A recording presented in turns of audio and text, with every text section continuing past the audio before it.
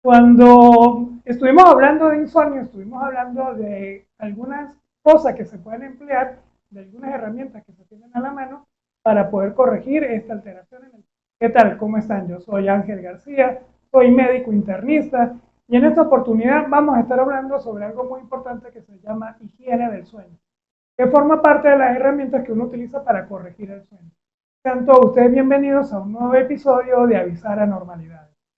La medicina como ciencia tiene que cumplir con algunos criterios que son importantes. Y en estos criterios que son importantes, el tener definiciones correctas y si se quiere muy cerradas de las cosas, permiten manejarlas en cuanto a lo que son, a describirlas y en cuanto a los aspectos que uno pueda tener en cuenta a la hora de tener algún efecto sobre ellas o de modificarlas con las terapias que se vayan a utilizar.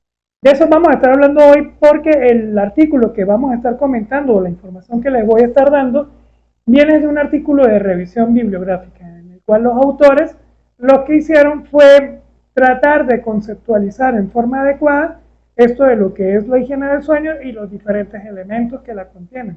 Entonces, es relevante porque a pesar de que, como ellos mismos describen en el artículo, la higiene del sueño es algo que es muy utilizado por todo el mundo, sus conceptos, sus alcances no están bien descritos o no son universales. Entonces ellos proponen acá un concepto que pues ciertamente sí permite un manejo un poquito más preciso de lo que es la terminología de la higiene del sueño y de los diferentes elementos que pues vienen a formar parte de este concepto. Por higiene del sueño vamos a estar entendiendo una serie de comportamientos sobre los cuales se puede actuar, se puede modificar y sobre las condiciones del ambiente en el cual la persona va a conciliar el sueño para que de esta forma podamos poder tener algún efecto positivo con las acciones que vamos a hacer para mejorar la calidad del sueño. Recordando que como insomnio tenemos que tener clara la idea de que no es solamente la queja de la pérdida del sueño, sino que también viene de las alteraciones que ocurren en la forma en la que nos comportamos o como nos sentimos cuando no dormimos bien, cómo actuamos o cómo nos relacionamos con nuestro entorno, con la parte del trabajo, con la parte de los estudios, y que todos estos tengan que estar de alguna forma relacionados precisamente con aquellas condiciones que favorecen que uno tenga tanto la comodidad como la disposición de tiempo para poder dormir tranquilamente.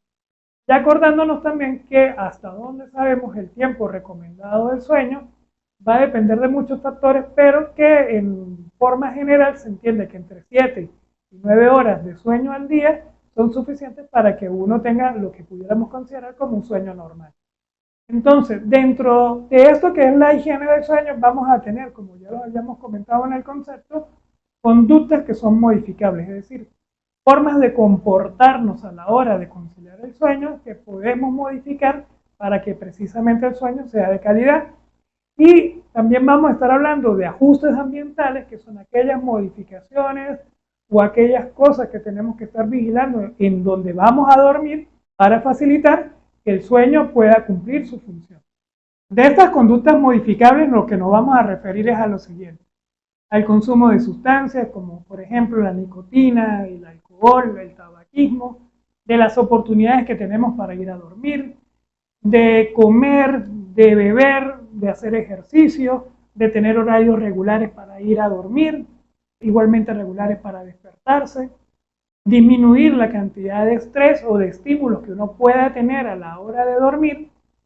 Y como los aspectos ambientales a modificar, vamos a tener la exposición a la luz, ruidos molestos, temperatura, la calidad de la cama y por supuesto si contamos o no con algún compañero de cama.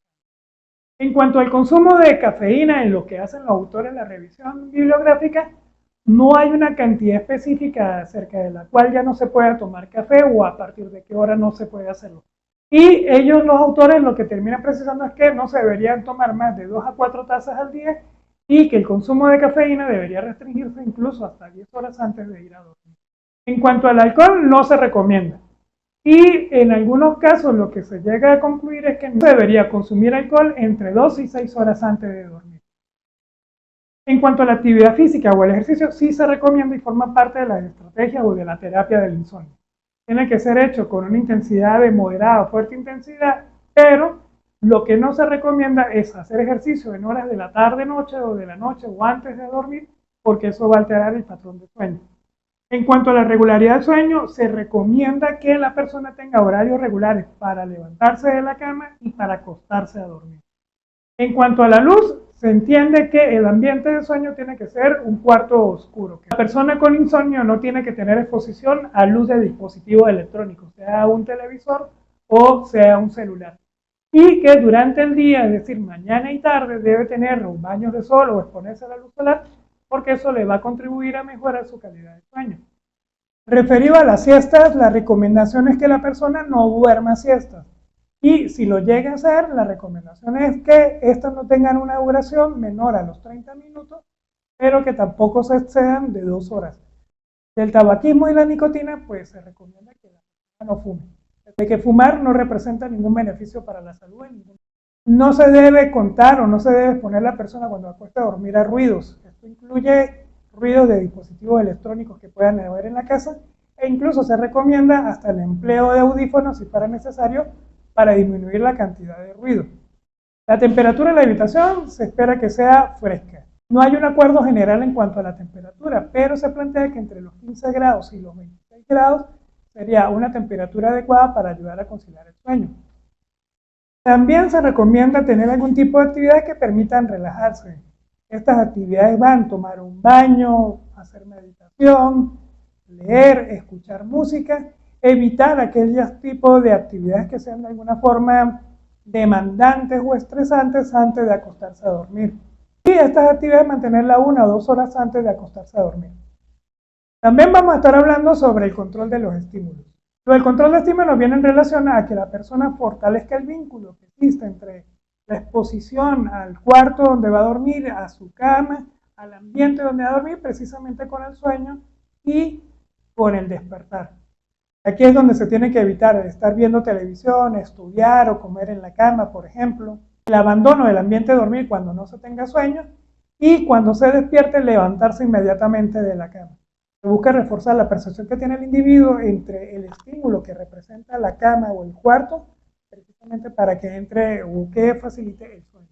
En cuanto a la ingesta de alimentos y bebidas, se recomienda no hacerlos antes de acostarse a dormir. Y esto va dentro de sugerencias que todavía no están bien precisadas, hacerlo entre media hora a 2 horas antes de acostarse a dormir. Y no acostarse con hambre. Evidentemente tiene mucha importancia el que la superficie sobre la que uno vaya a dormir sea cómoda. El tipo de colchón, las sábanas, las almohadas, todo van a tener importancia en la medida en la que sean cómodos para la persona y por supuesto que lo inviten o le faciliten a quedarse dormido.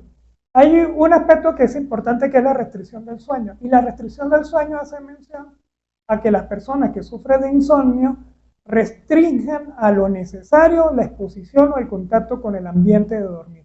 Es decir, que cuando entren dentro del cuarto, cuando tengan contacto con la cama, el tiempo que vayan a estar dentro de ese ambiente se limita a lo que vayan a requerir para su sueño. Es decir, usted va a estar acostado y va a estar en su cuarto 8 horas al día y fuera de eso va a estar afuera o no va a utilizar el cuarto para algunas otras cosas. Esto es precisamente de lo que estábamos hablando anteriormente, para poder fortalecer el vínculo entre el estímulo que ofrece la habitación, la cama, la almohada, las cobijas para dormir y precisamente la adopción del sueño o levantarse de la cama. La recomendación en cuanto a los medicamentos es que una persona no debería tomar medicamentos para dormir. Pero como se entenderá, habrá situaciones en donde habrá que acudir a ellos, como ya lo habíamos comentado en el video del insomnio, y pues tendrán que emplearse durante el tiempo mínimo necesario que sea requerido para poder normalizar el sueño. Pero lo ideal sería que no consuman ningún tipo de medicamento. Entonces, como hemos visto anteriormente, todo esto de higiene del sueño viene con toda esta modificación de conductas, de la adopción de algunas cosas que uno tiene que hacer para mejorar el sueño. Evidentemente, la gravedad del insomnio, las complicaciones que pueda producir, o si está asociado con alguna otra enfermedad, va a dar pauta acerca de la intensidad de las medidas o de los recursos con medicamentos que uno puede emplear para la mejoría del sueño.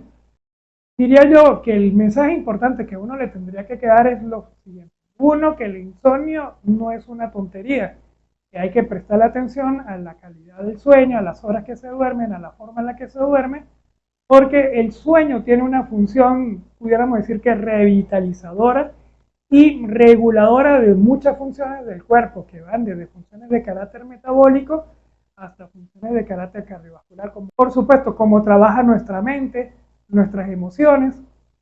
Entonces hay que prestarle mucha atención y cuidado, y si se quiere hasta mimo, al respeto del sueño como una parte vital de nuestras funciones, como lo es alimentarse, respirar, orinar o evacuar.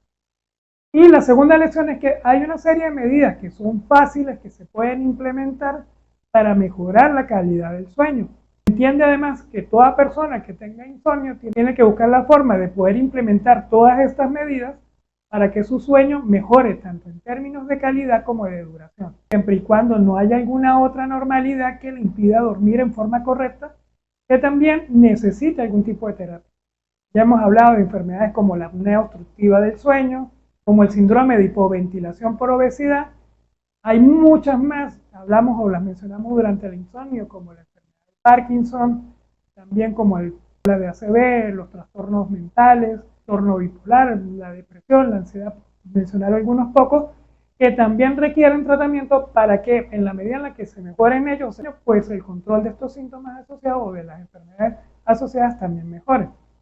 Entonces, con esto hemos cubierto lo que es el manejo no farmacológico, conocido como higiene del sueño para el insomnio. Espero que la información les haya sido de utilidad. En las cajas de comentarios les voy a dejar la referencia bibliográfica del artículo que empleé para presentarles la información en el día de hoy. Y pues nos veremos en una próxima oportunidad. Yo soy Ángel García, soy médico internista y esto fue Avisar Anormalidades. Nos veremos en una próxima oportunidad. Chaito.